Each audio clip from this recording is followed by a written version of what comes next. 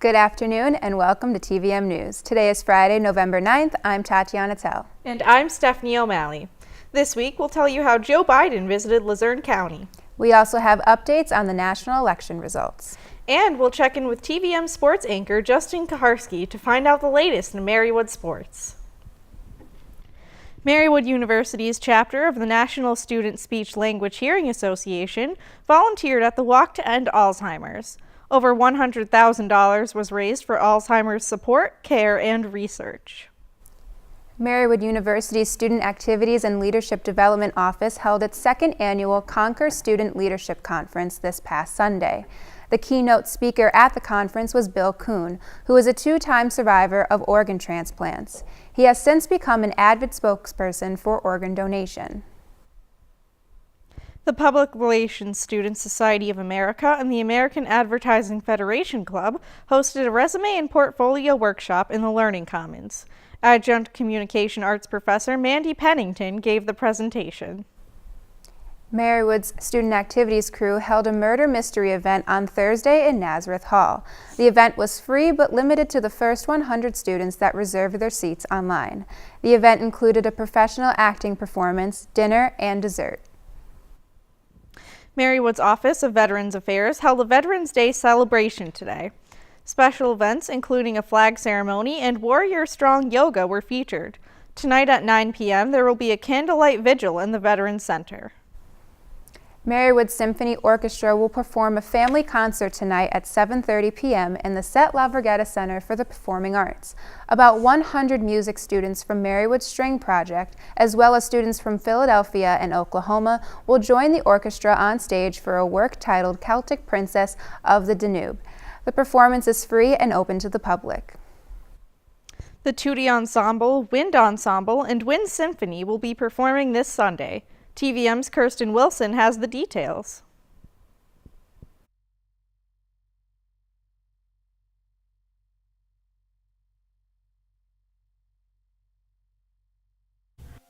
Marywood's Tootie Ensemble is performing its biannual concert. Performances feature music education and music therapy students alongside teens and young adults with special needs. The collaborative effort between the two majors teaches the individuals in the program how to play instruments and perform in the ensemble. Co-director and president Taylor Morgan shares her enthusiasm for the upcoming performance. We're all really excited for it. They've all worked very hard and they sound great. Marywood's Wind Ensemble and the Wind Symphony are also performing this weekend with special guest composer Patrick J. Burns. The Wind Ensemble is made up of 50 Marywood students, while the Wind Symphony is made up of 90-some players from Marywood and the Scranton community. Conductor Dr. Fred Romines talks about the players' commitment and preparation for this weekend's performance.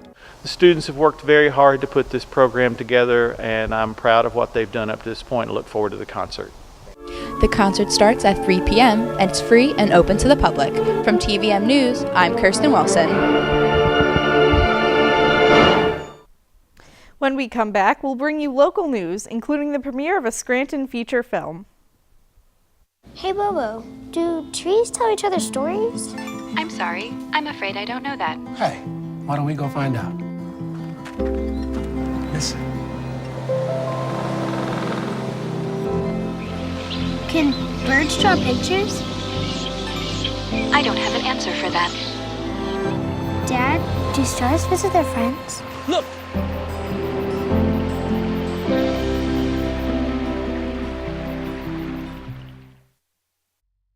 Disaster tips from the objects left behind.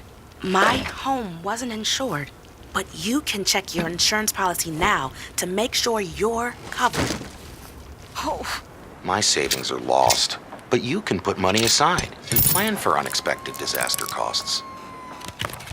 We're lost forever, but you can scan important documents now so they survive. For more tips on how to prepare, visit ready.gov. Hi, I'm Peter, and there's nothing I love more than sharing vegetables with my friends. Come on in! Help yourself to anything. That's why we give our food the utmost respect it deserves. Did you know there are simple steps we can all take to help save food? You can cook it, store it, even share it. Just don't waste it. Because when it comes to food, better ache than never. To learn more, visit savethefood.com. Titans go! When the Teen Titans go to the movies, they know the best way to travel is safely. To keep your child safe, be sure to use the right car seat for their age and size. Exactly. Hollywood, here we come! The Atom has arrived! Have a seat, my dude. For more information on finding the right seat, visit nhtsa.gov/the-right-seat. Impressive. Brought to you by the National Highway Traffic Safety Administration and the Ad Council. Thanks for tuning in to TVM News.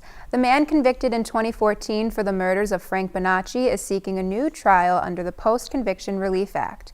Attorneys for Jason Dominic believe the testimony from bloodstain pattern analysis, Stuart James, shows pattern analysis alone cannot point to who fired the shot that killed Bonacci.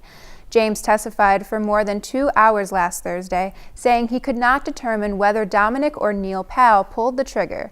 Powell was also convicted of Bonacci's murder. Police filed charges against the Pittston Area School District's band director. Brendan Carter is charged with indecent assault, indecent exposure, corruption of minors, sexual abuse of children, and possessing child pornography. Carter is locked up in the Luzerne County Jail on $125,000 bail. An attorney who previously served as co-solicitor for Scranton Sewer Authority has agreed to be disbarred. Carl J. Greco of Greco Law Associates will be disbarred as of November 30th under a state Supreme Court order. The disciplinary board issued a press release announcing the disbarment, but said Greco's resignation statement was sealed. The Scranton School Board refuses to release the details of its harassment investigation. In a leaked June letter to the school board, Superintendent Alexis Kirijan alleged that other board members sexually harassed her, created a hostile work environment, and discriminated against her based on her ethnicity and gender. The allegations led the board to hire outside attorney Jarrett Ferrantino to conduct an internal investigation. Ferrantino reported his findings to the board last week. Scranton's Housing Appeals Board has granted a 6-month delay of a demolition order for a condemned building in downtown Scranton. The condemned building was bought by Hugh Nguyen in May. He plans to turn it into a beauty salon. The building has been under demolition order for about 4 years amid a dispute between the city and the previous owner over the condition of the structure. Nguyen believes the structure and roof are sound. The board's vote was unanimous. At least 5 Scranton High School students were taken into custody after a fight involving police officers on Wednesday. The fight started out as a brawl between a few students, but quickly grew to a group of 60 or 70 students. 3 police officers were called to break up the fight. When the authorities told the students to go home, they reacted by kicking the officers. There were no severe injuries. Lackawanna County school districts have each received state school safety and security grants of $25,000. The grant program provides over $52 million in funding to schools for safety-related programs, such as hiring school security officers, completing safety assessments, or the purchase of security-related technology. Operation Unite is an initiative to provide winter coats for all needy students in the Scranton School District. The group hosted an event last week at the Hilton Hotel. Local fire and police departments, along with area colleges, are participating in this initiative. Last week, Scranton Films premiered its first featured film at the Marketplace at Steamtown. TVM's Jenny Nguyen was there for the premiere of Nick and Ophelia. After a long year of planning, filming, and editing, Marywood alumni Luz Cabrales and the Scranton Films celebrated a special moment together as they finally released their first feature film, Nick and Ophelia, on November 2nd. The Scranton Films is premiering its first feature film here at the Marketplace at Steamtown, and it looks like there's going to be a full house. The Scranton community grabbed food from nearby vendors along with snacks and refreshments that were donated by local businesses. They even got to get their pictures taken before the film started. Luz Cabrales is the producer, director, and editor of Nick and Ophelia and the founder of Scranton Films. She talked about how the group wants to bring film back to Scranton and how their film was made with the help of many contributors and local businesses. Scranton Films, we're a group of filmmakers in the area that are trying to bring films back to Scranton. Basically anything from any creative work, sort of whether it's a television show, a web series, any sort of installation, kind of like bring everything together so we can grow the community at the same time that we're building, our own film industry rather than going to New York or LA or even Atlanta. It means a lot to me because it is not only my first feature film, but it's my first collaboration with many, many artists and businesses. Anything that you see in this film, we didn't pay for it. Everything was donated. Everything was a contribution from the community. Tony Susie, assistant director of the film, gave insight to what Nick and Ophelia is about. It's about Nick, who is the main protagonist in it, and he meets Ophelia, the love of his life, but then something goes terribly wrong and he loses her. So he has to do a ritual to bring her back, and the whole thing is basically, what would you do at a second chance? What would you do if you lost the one person who you thought made your life whole? So it has that kind of romance horror twist to it. Scranton Films is in the process of planning another future project and plans to submit it to the NEPA Film Festival. For TVM News, I'm Jenny Nguyen. Former Vice President and Scranton native Joe Biden says Democrats choose hope over fear, unity over division, and truth over lies. Biden's remarks came at a campaign rally at Pittston Area High School for Senator Bob Casey and Representative Matt Cartwright. Both Casey and Cartwright won their races earlier this week. This week's midterm elections produced results at the state and regional level that were mostly in line with expectations. In statewide races, incumbent U.S. Senator Bob Casey easily won re-election over Republican Congressman Lou Barletta, while Pennsylvania Governor Tom Wolf topped Scott Wagner to earn a second term as the state's chief executive. Elsewhere, Matt Cartwright defeated John Schrin in the 8th Congressional District in Lackawanna County, while State Senator John Blake was re-elected to a third term. Winners of General Assembly seats include Kyle Mullins, Martin Flynn, and John Carroll. A special election will be held to fill the seat of Sid Michaels Kavulich, who died shortly before the election. After the break, we'll bring you national news about a Google employee walkout. But first, let's take a look at the 7-day forecast.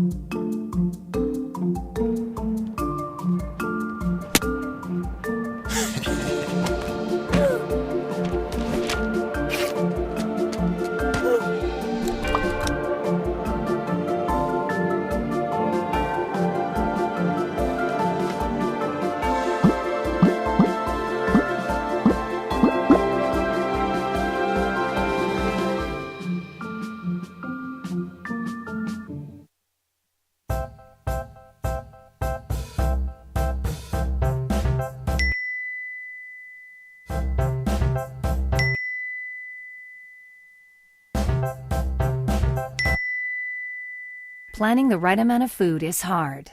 The Guestimator makes it easy. Just tell it who's coming and what's for dinner.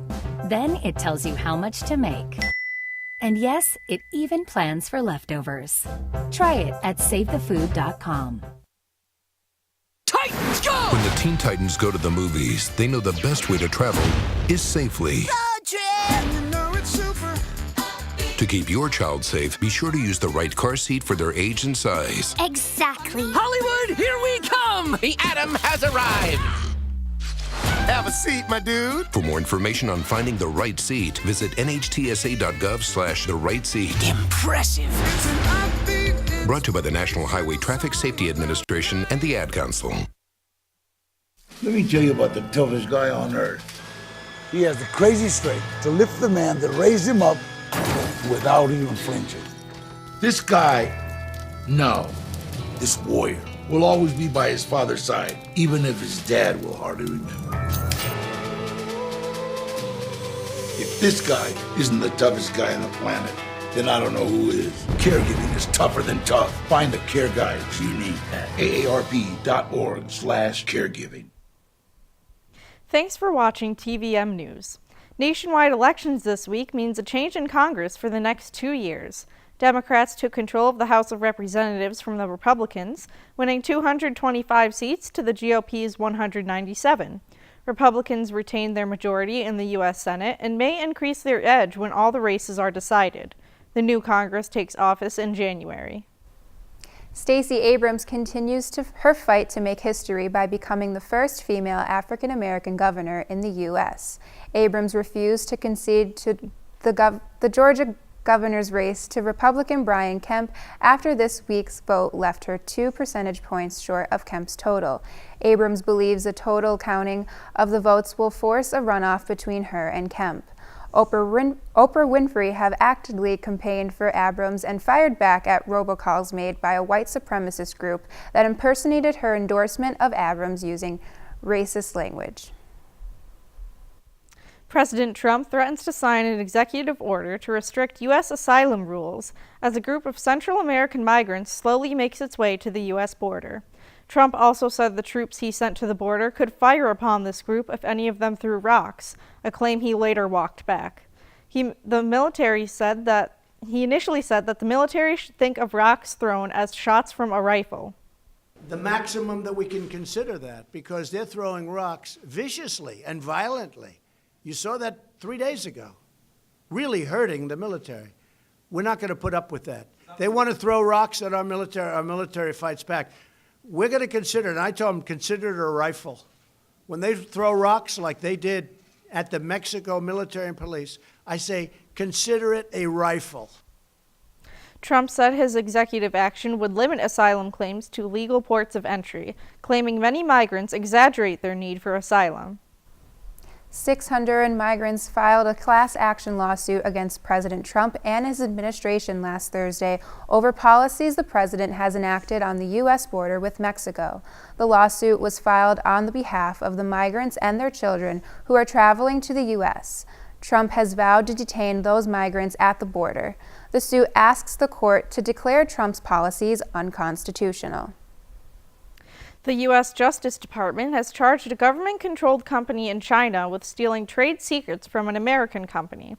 The case involves trade secrets worth up to $8.75 billion allegedly stolen from Micron Technology, Inc.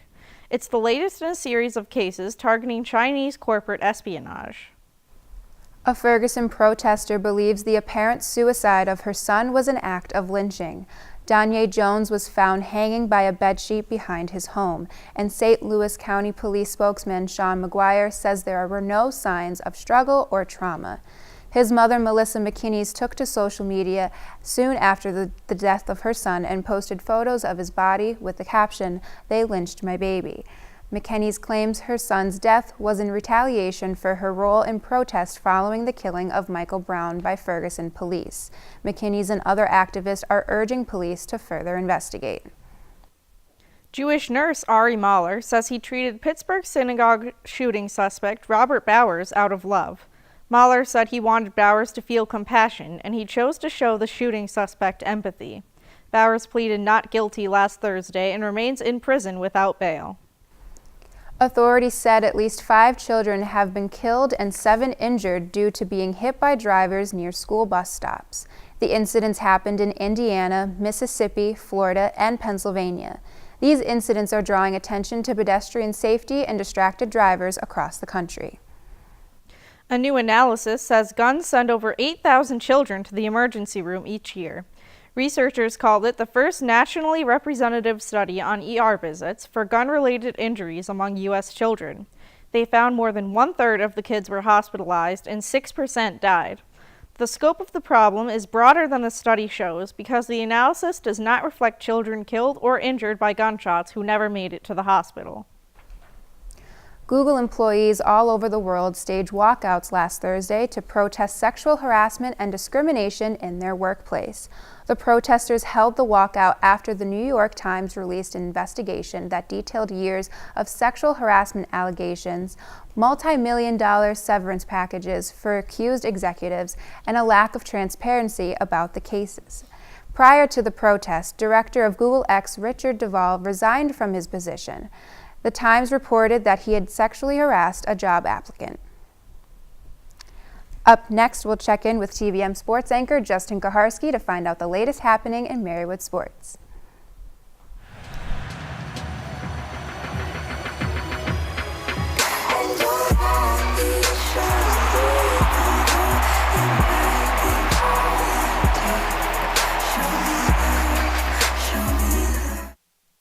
This is the story of a boy who is very sensitive to lights and sounds. So he built secret hiding places where nothing could get in. The boy didn't like looking people in the eye. It made him feel uncomfortable. One day, he found out he had something called autism. His family got him help. And slowly, he learned how to live with it better. Early intervention can make a lifetime of difference. Learn the signs at autismspeaks.org. What do you think you're doing, Kevin? Was just gonna drive home. There are several warning signs present that you shouldn't be driving. Like hearing voices? Like your text-to-emoji ratio? Oh man, the selfies. Selfie, nailed it. We all have warning signs that let us know that we're probably not okay to drive. Mine is pretending to be your subconscious. Craig, come on man, let's split a ride home.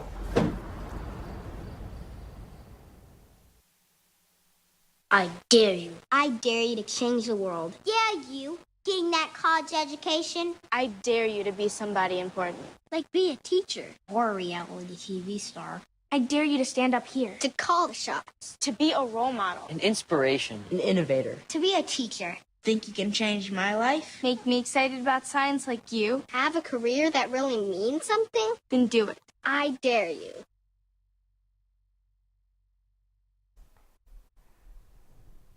Welcome back to TVM News. Let's check in with TVM sports anchor Justin Kaharski for Marywood Sports. So Justin, I heard great things are happening with sports this week. Well, Tatiana, you heard correctly. Women's soccer just won another conference championship. Well, good. Let's hear more about it.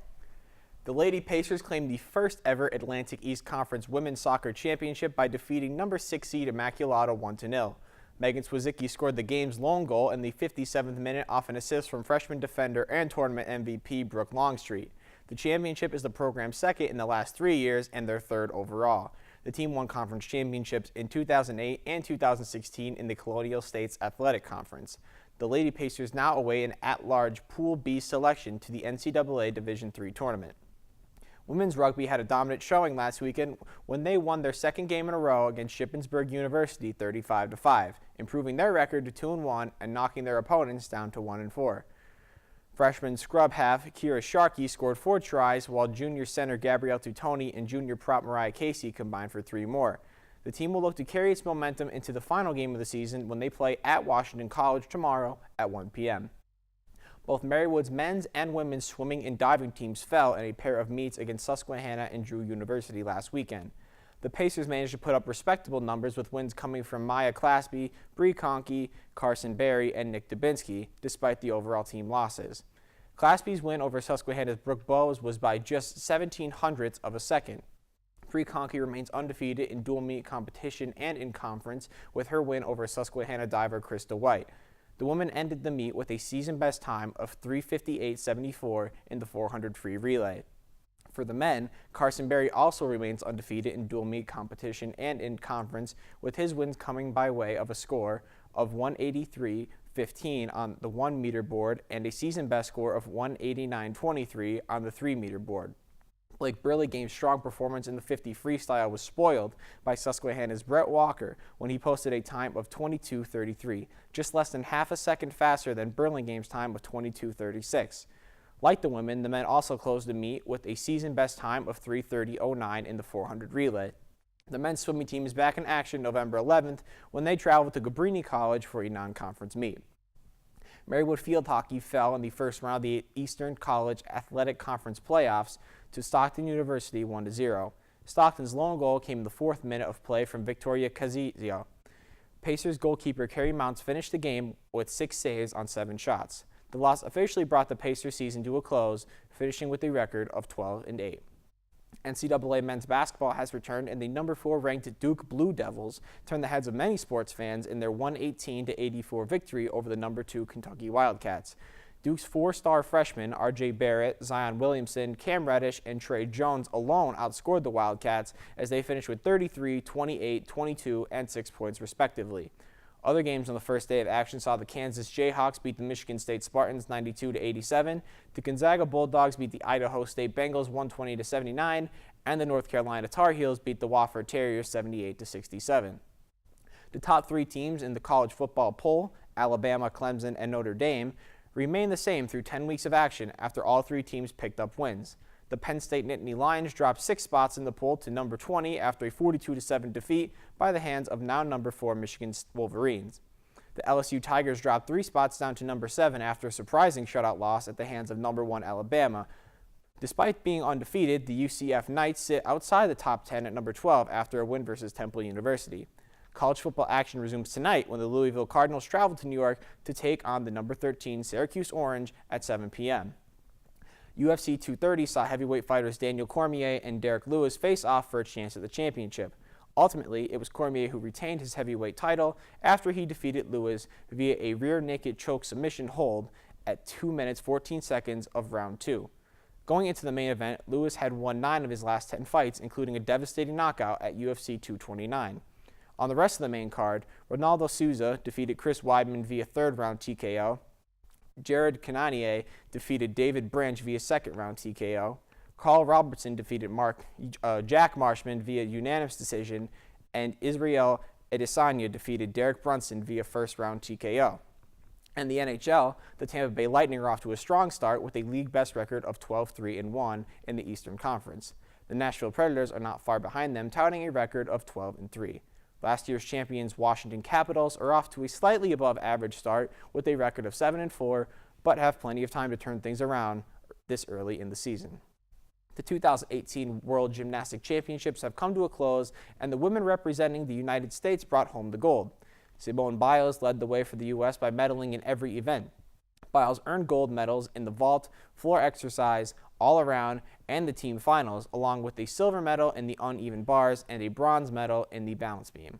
The men representing the USA fell just shy of medaling in the team final with a 4th place finish. That's all for sports this week. Back to the desk. Thanks, Justin. Man's best friend shoots his owner in New Mexico. A dog named Charlie shot his owner, Tex Harold Gilligan, after his foot got caught in the trigger of a gun on a hunting trip. Gilligan survived the gunshot, but was left with 3 broken ribs, an injured lung, and a broken collarbone. Despite the incident, Gilligan says Charlie is a good dog and did not mean to do it. Well, I just hope Charlie doesn't get into any more guns. That's going to do it for this week's edition of TVM News. For all of us at TV-Marywood, thanks for tuning in. Be sure to follow TV-Marywood's YouTube page and like the TVM Facebook page to stay up to date on the latest happenings and to watch additional content. I'm Stephanie O'Malley. And I'm Tatiana Tell. See you next week.